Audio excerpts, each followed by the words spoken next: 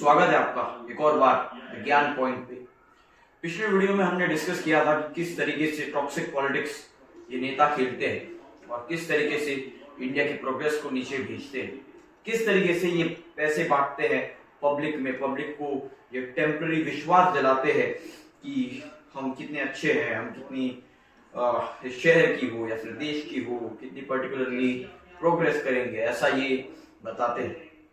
इस वीडियो में हम इससे थोड़ा सा अलग या फिर आप कह सकते हैं पूरा ही अलग टॉपिक डिस्कस करने वाले हैं, जो टॉपिक बड़ा ही अंडररेटेड है, जिस टॉपिक के बारे में ज्यादातर कोई बात नहीं करता, लेकिन वो टॉपिक डिसाइड करता है कि आपका बच्चा, आपके बच्चे का फ्यूचर क्या होने वाला है। दोस्तों, आज का टॉपिक है हार्श पेरेंटिंग।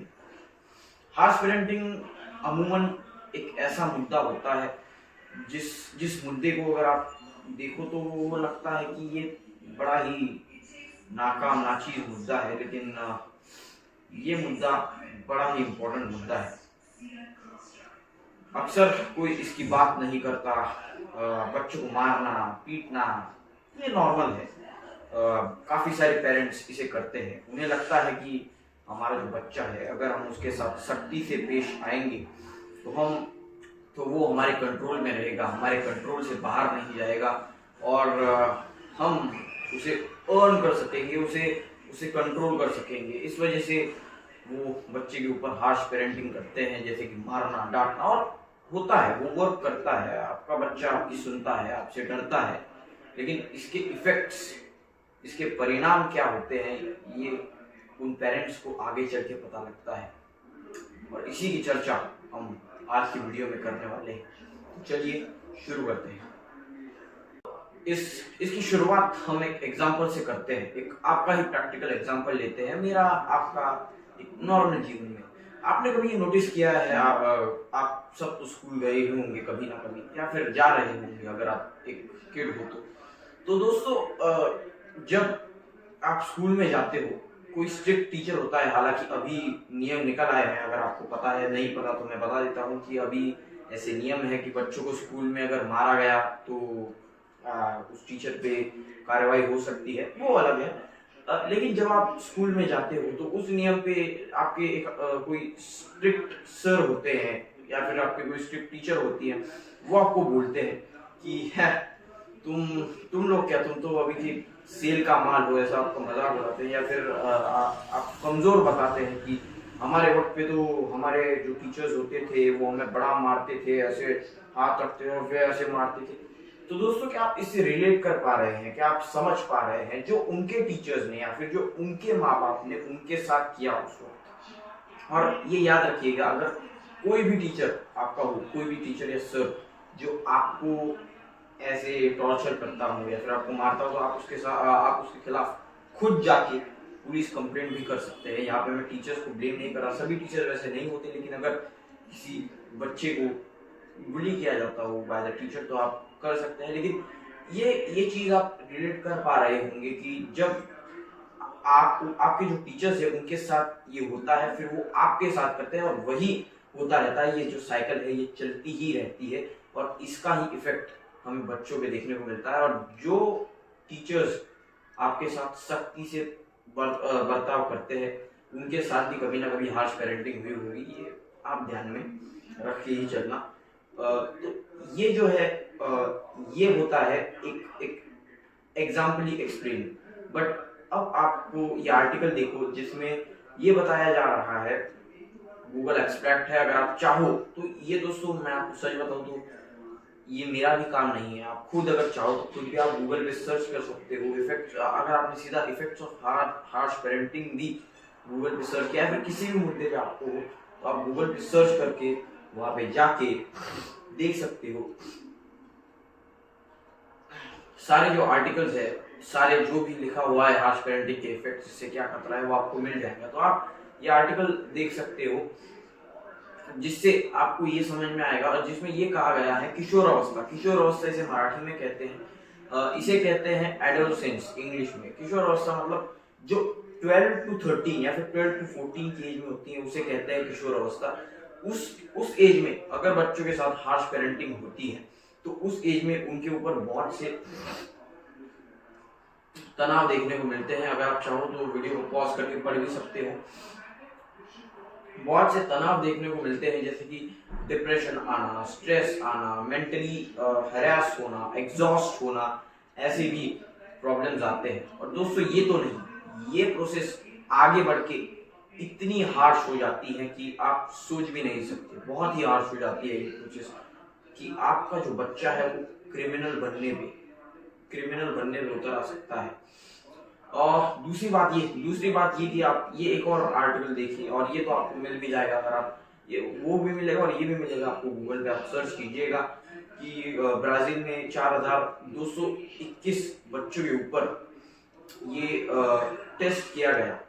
लोगों को वहाँ के जो साइंटिस्ट या जो तज्ञ थे, उन तज्ञ लोगों को ये लगा कि कुछ तो है, ऐसी चीज है जो इन बच्चों में हार्श चीजें भरती हैं, जो इन बच्चों को ये मजबूर करती है कि ये वायलेंट हो। तो उन्होंने 4221 बच्चों को लीगली ब्राजील से लिया, उनके ऊपर टेस्ट की, और जब उनके ऊपर टेस्ट की तो उन्हें ये कंक्लूजन मिला कि उसमें जो बच्चे थे वो वायलेंट हो चुके थे just because of harsh parenting. क्या होता है कि आपके जो पेरेंट्स होते हैं वो आपके क्लोज होते हैं, आप उन्हें आपको कभी आप अमूमन गालियां तो देते होंगे, मैंने भी दी है, मैं अभी भी देता हूँ, आप भी देते होंगे। आप अपने पेरेंट्स को कभी गाली दे सकते हैं, अपने माँ को, अपने बाप को कभी गाली दे सकते हैं? नहीं गाली दे सकते, क्योंकि उनसे आपका इमोशनल अटैचमेंट है, वो आपके माँ बाप है, वो आपके पेरेंट्स है। तो वो आपके ऊपर कितनी भी सख्ती से पेश आए, लेकिन वो जो सख्ती आपके साथ बर्ताव करते हैं वो बर्ताव आपके दिमाग में रह जाता है। It comes into your permanent brain, वो आपके परमानेंट दिमाग में, परमानेंट ब्रेन जिसे कहते हैं, उसमें समा जाता है। और वही बर्ताव आप आगे बढ़ के आपके दोस्त या फिर आपका अगर कोई ऐसा एनिमी टाइप हो उसके साथ करते हो। और यही रीजन है कि बच्चे वायलेंट होते हैं और ये जो क्राइम्स भी करते हैं ना, जैसे कि किसी का मर्डर करना या फिर किसी को मारना, किसी को हरास करना, मारना, पब्लिकली उसे लाल घूसों से मारना, ये सब जो है इसमें लगभग अगर आप देखो तो 40-50% हार्श पेरेंटिंग की वजह से होता है। तो आप देख सकते हो कितनी। और इसी के ऊपर बताना भूल गया मैं, इसी के ऊपर एक मूवी भी बनी है जिसका नाम है एनिमल। और सिर्फ एनिमल ही नहीं, बहुत सी ऐसी मूवीज बनी है, लेकिन अभी की जो रिसेंट मूवी है वो एनिमल की, कैसे रणविजय सिंह बलबीर उसके पापा ने वक्त नहीं दिया, ऊपर से सख्त पेरेंटिंग की, और फिर उसके साइड इफेक्ट्स हमें देखने को मिले। अगर आप एक पेरेंट हो, इफ यू आर पेरेंट, तो समझ जाओ, तो इन चीज़ों पे थोड़ा सा ध्यान दो, सोचो। मैं ये नहीं कह रहा कि आपके बच्चों को फिर आप जाने दो, आपके बच्चों के सामने आप हट जाओ। और इसकी रेमेडीज क्या कर सकते हैं ऐसा, ये मैं खुद अपने ओपिनियन से आपको बताने वाला हूँ। वही नेक्स्ट टॉपिक है कि क्या है इसकी रेमेडीज। अब इसके रेमेडीज पर आते हैं, इसके सॉल्यूशन, इसके उपायों पर आते हैं कि हार्श पेरेंटिंग अगर ना करे, बच्चों को कंट्रोल कैसे करे। लोग कहेंगे कि यार तुमने ये बता दिया कि हार्श पेरेंटिंग से बड़े हार्श इफेक्ट्स होते हैं बच्चों पे, तो बच्चों को अपने हाथ में, अपने कंट्रोल में कैसे रखे, बच्चा फिसल ना जाए हाथ से। तो उसके ऊपर रेमेडीज है। इस व्हाइट पेपर में आपको ये दिख रहा होगा, ये 3 रूल्स है ये, जिसका पहला रूल है कि स्ट्रिक्ट रूल, दूसरा है कंसिस्टेंसी ऑन दैट रूल्स, और तीसरा है अप्रिशिएट गुड वर्क्स। इन तीनों रूल्स को मैं बाय बाय एक्सप्लेन करते जाऊंगा। पहले स्ट्रिक्ट रूल्स, इसको कहते हैं, स्ट्रिक्ट शब्द जैसे ही आया तो बच्चों को मारो, पीटो और फिर ये रूल समझाओ, ऐसा नहीं। बच्चों को शांति से बिठाओ, गहरी आवाज में उनसे बात करो और उन्हें ये समझाओ कि ये जो आज से मैं रूल्स तुम्हें बना के दूंगा, इन रूल्स के ऊपर तुम्हें अमल करना है, तुम्हें इन रूल्स को फॉलो करना है। अगर तुम इन रूल्स को फॉलो करते हो, उन्हें टास्क देने हैं छोटे छोटे, जैसे कि तुम ये काम करो, अगर तुम इसे सक्सेसफुली करते हो, जैसे कि तुम पढ़ाई करो, आधे घंटे में तुम मुझे एक पैराग्राफ लर्न दो, ऐसे फॉर एग्जाम्पल। तो तुम आप सब अगर इस तरीके से टास्क दोगे अपने बच्चों को एज अ पेरेंट्स, तो फिर आपके बच्चे कंट्रोल में आएंगे और बच्चों को ये चैलेंजिंग रहेगा कि माय पेरेंट्स आर चैलेंजिंग मी, मेरे जो पेरेंट्स हैं वो मुझे चैलेंज कर रहे हैं, तो उन्हें ये करने की जिज्ञासा होगी। दूसरा है कंसिस्टेंसी ऑन दैट रूल्स। दोस्तों इन रूल्स पे कंसिस्टेंसी रखना बड़ा इंपॉर्टेंट है। 3 दिन ये रूल्स फॉलो करेंगे, 3 दिन, 4 दिन, 10 दिन ये रूल्स फॉलो करेंगे और फिर वही साइकिल चालू हो जाएगी। बच्चा शरारत करेगा, आप बच्चे को मारोगे, फिर बच्चा गलत वे पे चला जाएगा, वायलेंट हो जाएगा, यही चलता रहेगा। इससे अच्छी चीज मैं आप लोगों को बताना चाहता हूँ कि दोस्तों, आप सीधा इन रूल्स पे कंसिस्टेंसी रखो।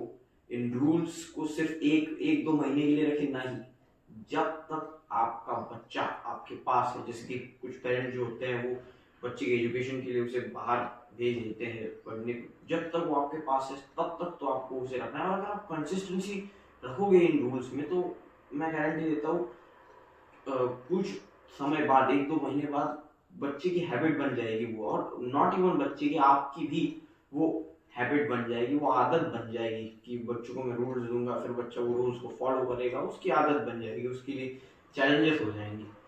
तीसरा जो रूल है वो है appreciate good things. Appreciate good things मतलब बच्चों की जो अच्छी चीजें हैं उनका भी आप लोग उनको भी मद्देनजर रखो और तारीफ करो बच्चों की।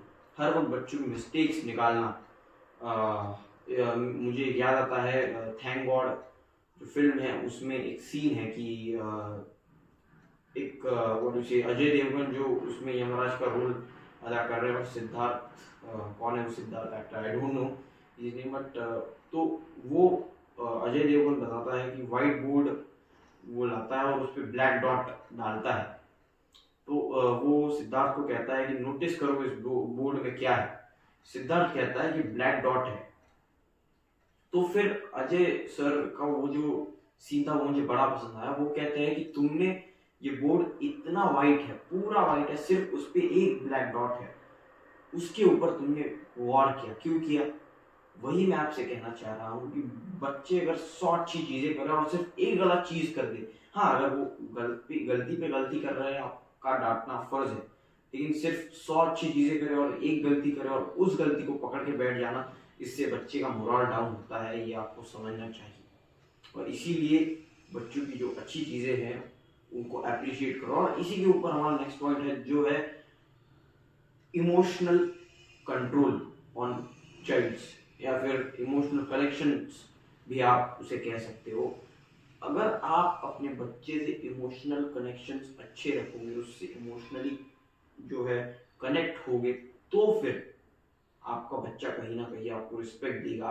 कई सारे इन्फ्लुएंसर्स होते हैं जो उल्लेख करते हैं कि हमारे पापा इतने स्ट्रगल करते हैं हमारे लिए, तो आप उस स्ट्रगल को छुपा के रखते हो, ऐसा नहीं, उस स्ट्रगल को दिखाओ, अपने बच्चे को दिखाओ कि देखो मैं कितना स्ट्रगल कर रहा हूँ तुम्हारे लिए, मैं कितना मर रहा हूँ रोजमर्रा की जिंदगी में तुम्हारे लिए।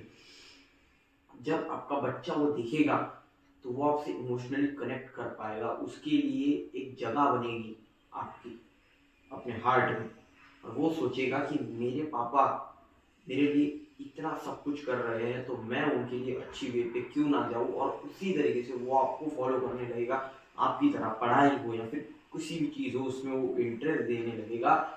उसके अंदर वो आग जो है वो प्रोड्यूस होगी कि नहीं, मेरे माँ बाप मेरे लिए इतना सब कुछ कर रहे हैं, मैं भी उनके लिए कुछ ना कुछ कर सकता हूँ। और यही है हमारा चौथा पॉइंट, जो कि इमोशनल कनेक्शंस, बच्चों से इमोशनल कनेक्ट हो, ना कि उनको डांटो और उनसे इमोशनल कनेक्शन ही तोड़ दो, फिर वो आपको बड़े होके बाहर निकाल देते हैं। और कई कॉमेडियन इससे बड़े लाइटली लेते हैं, बड़े लाइटली अपने जोक्स में सुना देते हैं कि बच्चे ने माँ बाप को घर से बाहर निकाल दिया। ये बड़ा सेंसिटिव मुद्दा है मेरे दोस्तों। इसी के साथ अलविदा कहता हूँ आपको। अगर आपको इससे रिलेट कर पा रहे हो आप, अगर आपको ये वीडियो समझी है और अगर आपको हार्श पेरेंटिंग के इफेक्ट्स इससे समझे है, तो इस चैनल को सब्सक्राइब कर दें, लाइक कर दें, और स्पेशली इसे शेयर जरूर कीजिए उन पेरेंट्स के साथ जो कि हार्श पेरेंटिंग करते हैं। अभी भी वक्त है, आप एक स्टेप आगे लेके अपने बच्चे का जो है फ्यूचर सुधार सकते हैं। अलविदा कहता हूँ, लाइक, सब्सक्राइब और शेयर जरूर कीजिएगा। धन्यवाद, जय हिंद।